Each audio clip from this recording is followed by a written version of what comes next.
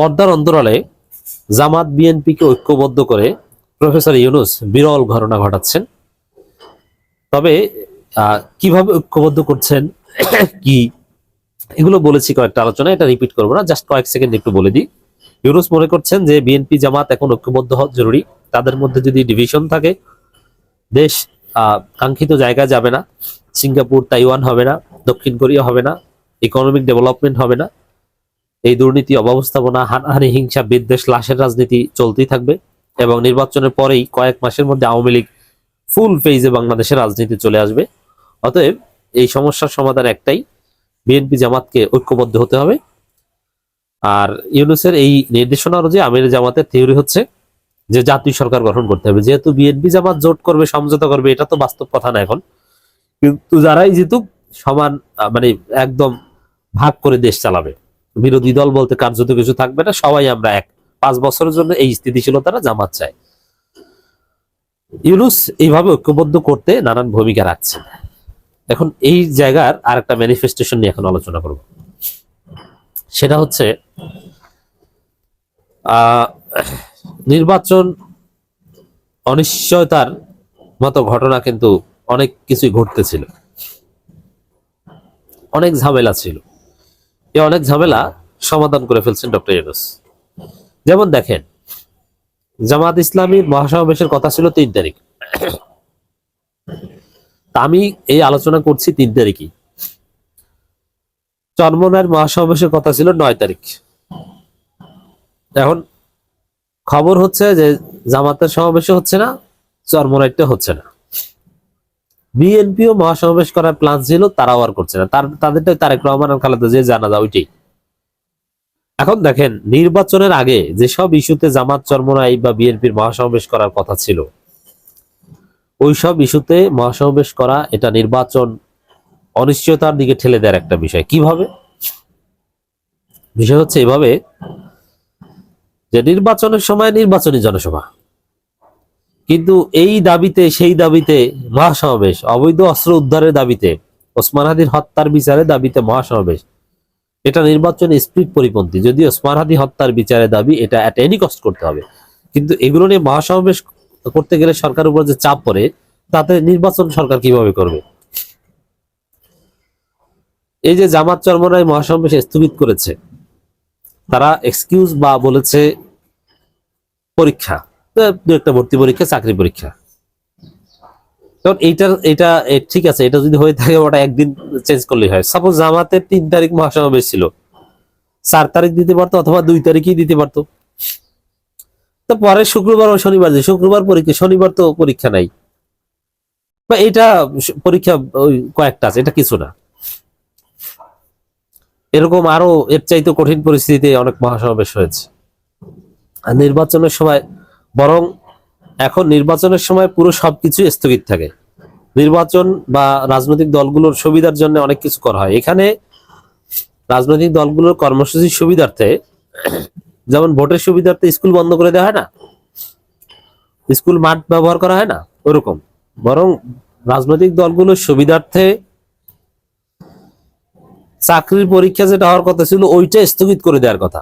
যে মহাসমাবেশ হবে জামাতে, তোমার ভর্তি পরীক্ষা পাল্টাও, ওইটা রবিবার নাও, কারণ মহাসমাবেশ তো ছুটির দিন ছাড়া করা যায় না, যায় কিন্তু সেটা উচিত না।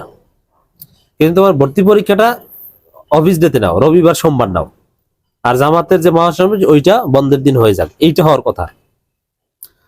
আর যদি জামাত এটা করো, এটা পরবর্তীতে নতুন তারিখ সাথে সাথে ঘোষণা দেওয়ার কথা।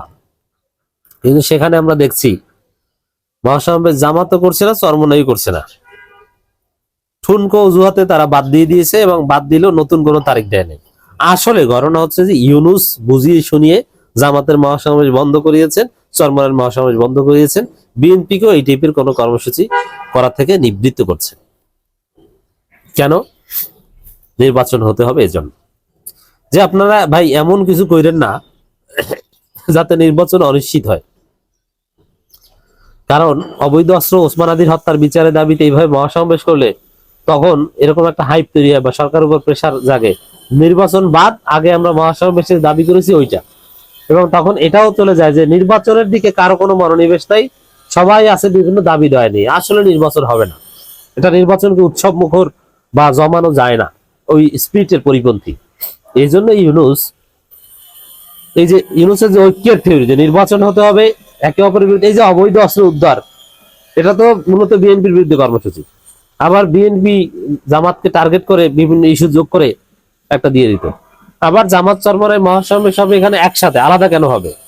তো সেখানে ঘটনা যেটা, যে জামাতের 9 তারিখ মহাসমাবেশ করে ওটা জামাতের সাথে একটা ডিভিশন প্রমাণ, বা মানুষ বলবে যে এরা নাকি এক, তাহলে মহাসমাবেশ আমাকে অলরেডি জামাতের 3 তারিখের মহাসমাবেশ খবরে বের হওয়ার পর অনেকে লন্ডন থেকে একজনে বলছেন যে একসাথে করা যায় না জামাত চরমরাই মহাসমাবেশ, একসাথে করাই তো উচিত। এটা মানুষের আকাঙ্ক্ষা যে এরা একসাথে মহাসমাবেশ করবে।